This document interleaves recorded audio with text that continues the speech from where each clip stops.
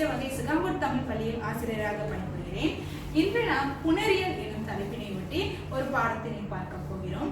முதலில் புணரியல் என்றால் என்ன என்பதனை நாம் புரிந்து கொள்ள வேண்டும். புணரியல் என்றால் ஒன்றுக்கும் மேற்பட்ட சொற்கள், அதாவது இரண்டு சொற்கள் இணைவதை அல்லது சேருவதை இலக்கணத்தில் புணர்ச்சி எனப்படும். ஆக புணருதல் என்ற சொல்லின் பொருள் சேருதல் ஆகும். ஆக இவ்வாறு இணைவதற்கு, அந்த இரண்டு சொற்கள் இணைவதற்கு தனிப்பட்ட விதிகள் உள்ளன. அவற்றையே நாம் புணர்ச்சி விதிகள் என்போம். ஆக புணரியல் என்பது இரண்டு சொற்கள் ஒன்றுபட புணர்வது புணர்ச்சி. இவ்விரண்டு சொற்களில், ஆக இந்த இரண்டு சொற்கள் இணையும் பொழுது அந்த முதல் சொல், இந்த இரண்டு சொற்களில் முதல் சொல்லை நிலைமொழி என்றும் இரண்டாவது சொல்லை வருமொழி என்றும் குறிப்பிடுவர். இந்த இரண்டும், அதாவது நிலைமொழி மற்றும் வருமொழியை மாணவர்கள் அறிந்து கொள்வது என்பது மிக மிக அவசியம். அப்பொழுதுதான் இந்த புணரியல் விதிகளை அவர்கள் நன்கு ஆழமாக புரிந்து கொள்ள முடியும். ஆக இங்கு ஒரு உதாரணம் கொடுத்திருக்கிறேன். இங்க இரண்டு சொற்கள் இணைய போகிறது. ஒன்று மலர், சக, வளையல். ஆக இந்த சொல்லில் மலர் என்பது முதலில் இருக்கும் சொல்லாகும். ஆக இதனை நாம் நிலைமொழி என்போம். அடுத்து நம்ம பார்த்தோம்னா வளையம். இந்த வளையம் என்ற சொல் இரண்டாவதாக அமைந்துள்ளது. ஆக இதனை நாம் வருமொழி என்போம். அடுத்து பார்த்தோம் என்றால் புணரியல் விதிகளை அறிந்து கொள்வதற்கு அடிப்படை இரண்டு சொற்கள் நாம் முன்பே பார்த்தோம், நிலைமொழி, வருமொழி என்று. ஆக நிலைமொழி ஈறு அல்லது நிலைமொழி ஈற்றெழுத்து. அப்படி என்றால் என்னன்னு பார்ப்போம். நிலைமொழியில், அதாவது இணையும் இரண்டு சொற்களின் முதல் சொல்லில் உள்ள ஈற்றெழுத்து. உதாரணத்தை பார்ப்போம். மலர், சக, வளையம். முன்பே பார்த்தோம், இது நிலைமொழி.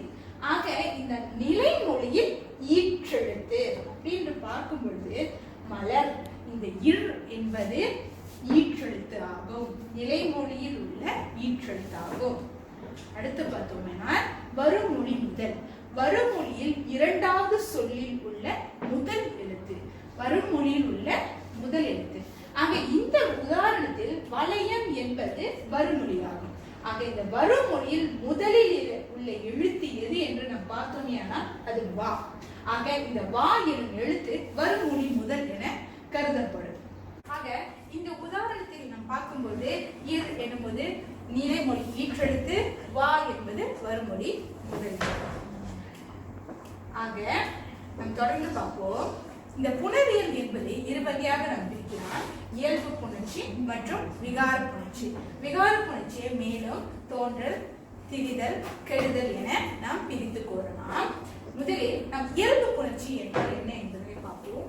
இயல்பு என்றாலே தன்னிலை மாறாமல் இருந்தல். ஒரு பொருள் தன்னிலை மாறாமல் எப்படி இருந்ததோ அப்படியே இருப்பதுதான் இயல்பு என்போம். அவ்வகையில் இயல்பு புணர்ச்சி எனும் பொழுது நிலைமொழியில் உள்ள ஈற்றெழுத்து, நாம் முன்பே பார்த்தோம், நிலைமொழி ஈற்றெழுத்து என்பது முதல் எழுத்தில் இருக்கும் முதல் சொல்லில் இருக்கும் கடைசி எழுத்து. நிலைமொழியில் உள்ள ஈற்றெழுத்தும் வருமொழி முதலில் உள்ள எழுத்தும் எந்தவித மாற்றமும் இன்றி புணர்வது இயல்பு புணர்ச்சியாகும். உதாரணத்துக்கு பொன், சக, வளையல். இங்க இரண்டு எழுத்துக்கள் ஒன்றாக சேர போகிறது, ஒன்றாக புணர போகிறது. ஆக இங்க ஒன்றாக புணரும் போது பொன், வளையல், எந்த ஒரு மாற்றமும் இல்லை. ஆக இது இயல்பு புணர்ச்சி. தொடர்ந்து பார்த்தோம்னா வேள்விழி.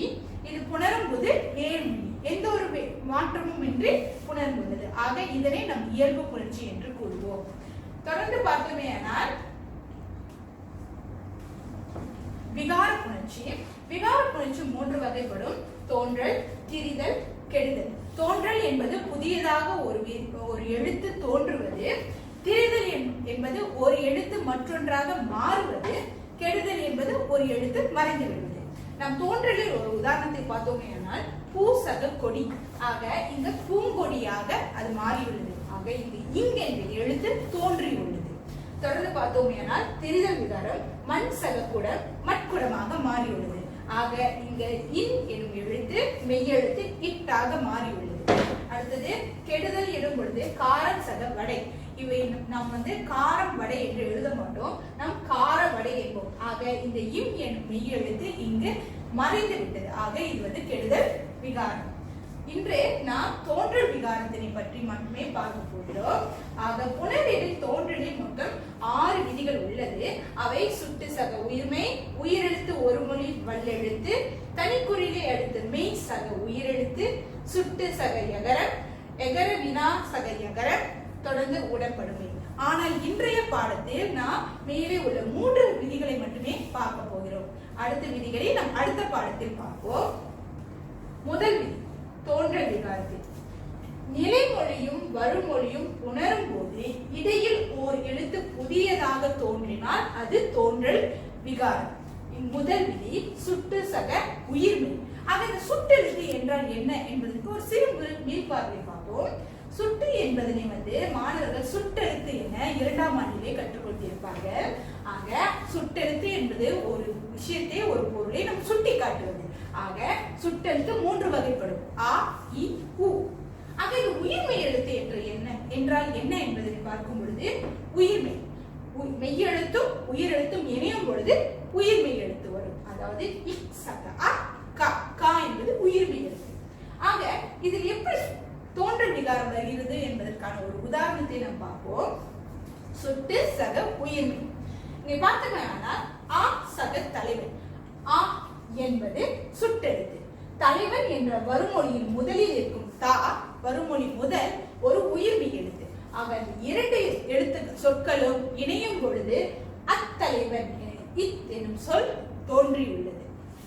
அடுத்த உதாரணம் ஈ சக காடு, இக்காடு. ஆக இந்த கா என்பது உயிர்மெய், இது இணையும் பொழுது இக் என்ற மெய் எழுத்து அங்கு தோன்றுகிறது. ஆக இது தோன்றல் விகாரத்தில் முதல் விதி. அடுத்து நம்ம ஒரு பயிற்சியினை பார்ப்போம். முதல் விதிக்கான ஒரு பயிற்சியினை நாம் பார்ப்போம்.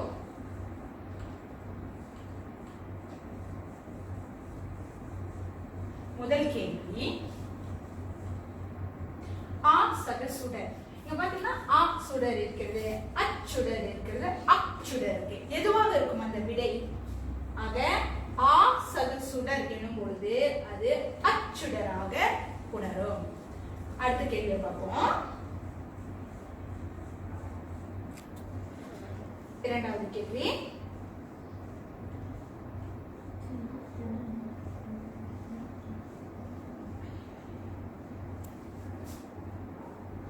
ஆ சகை யாகம். ஆக அது அவ்யாகம், ஆயாகம், ஐயாகம் எதுவாக இருக்கும்? ஆக ஆ சகை யாகம் என்னும் பொழுது அவ்யாகம். அடுத்த கேள்வியை பார்ப்போம்.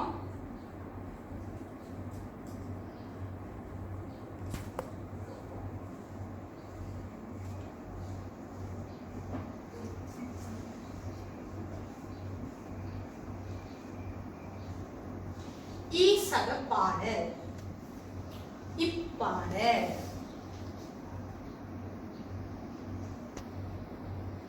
மாணவர்களே, தொடர்ந்து நம் அடுத்த விதியை பார்ப்போம். ஓரெழுத்து ஒரு மொழி வல்லெழுத்துடன் புணரும் போது, அதாவது நிலைமொழி ஈற்றில் ஓரெழுத்து ஒரு மொழி இருந்து வருமொழி முதலில் வல்லெழுத்து அமைந்தால் அது எப்படி புணருகிறது என்பதனை நாம் பார்ப்போம். முதலில் ஓரெழுத்து ஒரு மொழி என்றால் என்ன என்பதனை பார்த்துக் கொள்வோம். ஓரெழுத்து ஒரு மொழி எனும்போது ஒரு எழுத்தானது ஒரு சொல்லாக பொருள் தருவது ஆகும். அந்த ஒரு எழுத்து ஒரு எழுத்தாக இருந்தாலும் அதுக்கு தனிப்பட்ட ஒரு பொருள் இருக்கும். உதாரணத்திற்கு பூ. பூ என்றால் மலர் என்று பொருள்படும். கை நமது உடல் உறுப்பை குறிக்கின்றது. தை எனும்போது தைப்பொங்கல், தைத்திங்கள் என நாம் புரிந்து கொள்வோம். ஆக இதனை தான் நாம் ஓர் எழுத்து ஆனால் பொருளுடன் இருக்கக்கூடிய ஓர் எழுத்துக்கள். ஆக வல்லெழுத்து எவை என நாம் பார்க்கும் பொழுது வல்லின எழுத்துக்களையே நாம் வல்லெழுத்து என்போம். ஆக இக், இச், இட், இத், இப், இர் இவையே நாம் வல்லெழுத்துக்கள் என்போம். ஆக ஓர் எழுத்து ஒரு மொழியும் வல்லெழுத்தும் எப்படி புணருகிறது என்று பார்ப்போம். உதாரணத்துக்கு இங்க பூ சக சோலை. பூ என்பது ஓர் எழுத்து ஒரு மொழி. சோ எனும் எழுத்தில் நாம் பார்த்தோமே ஆனா சோ ஒரு உயிர்மெய் என்று நீங்க கேட்கலாம். ஆக சோ என்பது இச் சக ஓ. ஆக இச் என்பது வல்லெழுத்து. ஆக வருமொழி முதலில் நமக்கு இங்க வல்லெழுத்து அமைந்துள்ளது. ஆக இதனை நாம் சேர்த்து எழுதும் பொழுது பூஞ்சோலை எனும் இஞ்செனும் மெய் எழுத்து இங்கு தோன்றியுள்ளது. அடுத்த உதாரணத்தை பார்ப்போம். தை சக திங்கள். தை என்பது ஓர் எழுத்து ஒரு மொழி. வருமொழி முதலில் தீ எனும் எழுத்து இருக்கின்றது. தீ என்பது இத் சக இ. இத் என்பது வல்லெழுத்து. ஆக இவை இரண்டு சொற்களும் புணரும் போது தைத்திங்கள் என இத்தெனும் என்று சொல் இங்கு தோன்றியுள்ளது. அடுத்த ஒரு பயிற்சினை, இதனை தொடர்புடைய ஒரு பயிற்சினை நம்ம பார்ப்போம். இந்த பயிற்சியில் முதல் கேள்வி பூசக கூடை. ஆக பூசக கூடை வந்து நம்ம புணரும் போது என்னவாக இருக்கும்? பூக்கூடை, பூங்கூடை, பூக்கூடை. என்ன விடையாக இருக்கும்?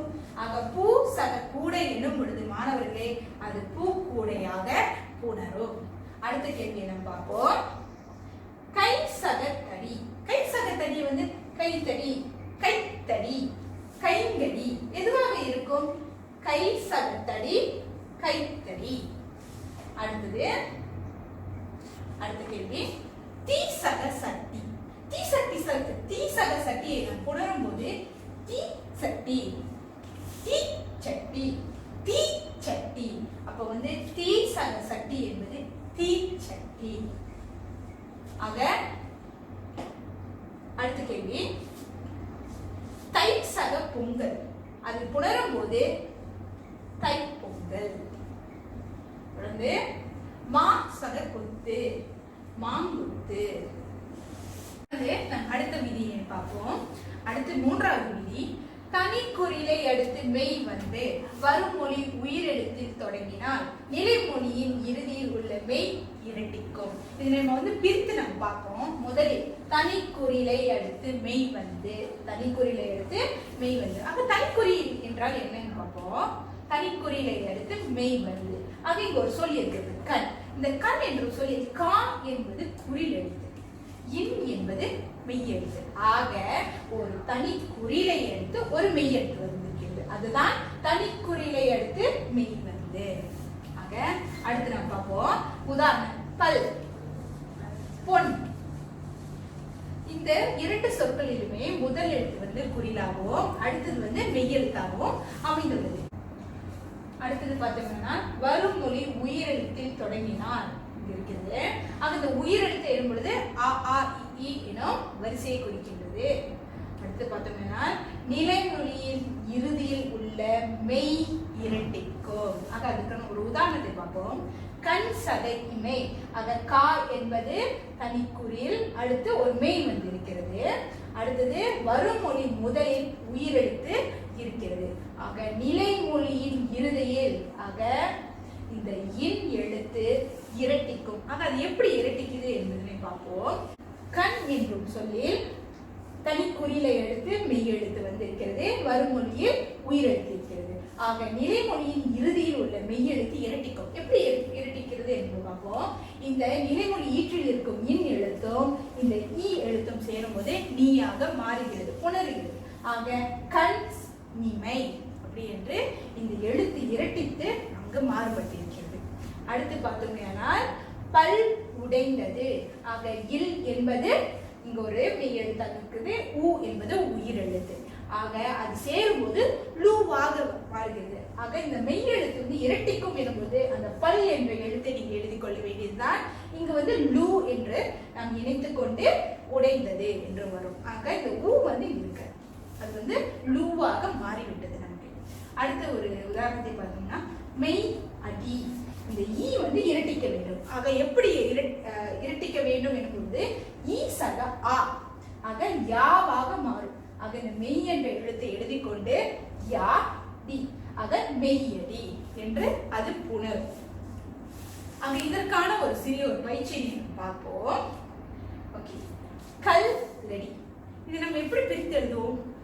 கல் அடி என்போமா, கல் லடி என்போமா? இங்கு இரட்டித்திருப்பது லா. இல் எனும் மெய் எழுத்து இங்கு வந்து லாவாக இரட்டித்துள்ளது. ஆக அது வந்து அடியாக இருக்குமா லடியாக இருக்குமா? கல்லடி என்பது கல் சக அடி. அடுத்தது பார்த்தோம்னா சொல்லடி. ஆக இல் எனும் இந்த மெய் எழுத்து இரட்டித்து லாவாக இங்கு நிற்கிறது. ஆக சொல்லணியா அல்லது சொல் அணியா? அதனை நாம் பிரித்து எழுதினோம் என்றால் அது சொல் சக அணி ஆகும். அடுத்து இங்க பார்த்தோம்னா மூன்றாவது உதாரணம் பொன்னாடை. ஆக இன் எனும் மெய்யெழுத்து இரட்டித்துள்ளது. நிலைமொழி ஈற்றில் இருக்கும் இன் எனும் மெய்யெழுத்து இரட்டித்து நாவாக இங்கு இருக்கிறது. ஆக அதனை நாம் பிரித்து எழுதும்போது பொருள் ஆடையாக இருக்குமா பொன் ஆடையாக இருக்குமா? ஆக அதனை நாம் பிரித்து எழுதும்போது பொன் சக ஆடை. இது நாம் கற்றுக்கொண்ட மூன்றாவது விதியாகும். ஆக மாணவர்களே, இன்று நாம் புணரியல் பற்றி தெரிந்து கொண்டோம். பாடத்தினை முடிப்பதற்கு முன்பாக ஒரு சிறுமியின் பார்வை. இன்று நம் புணரியல் பற்றி தெரிந்து கொண்டோம். அதில் 2 வகையாக பிரிக்கலாம். இயல்பு புணர்ச்சி, விகார புணர்ச்சி. விகார புணர்ச்சியினை தோன்றல், திரிதல், கெடுதல் என்று 3 விதமாக நாம் பிரிக்கலாம். இன்றைய பாடத்தில் நாம் தோன்றல் விகாரத்தை பற்றி தெரிந்து கொண்டோம். KSSR கலைத்திட்டத்தில் மொத்தம் 6 விதிகள் தோன்றலின் கீழ் உள்ளது. ஆக இன்றைய பாடத்தில் 3 விதிகளை தெரிந்து கொண்டோம். மீதம் உள்ள 3 விதிகளையும் அடுத்த பாடத்தில் நாம் பார்ப்போம். ஆக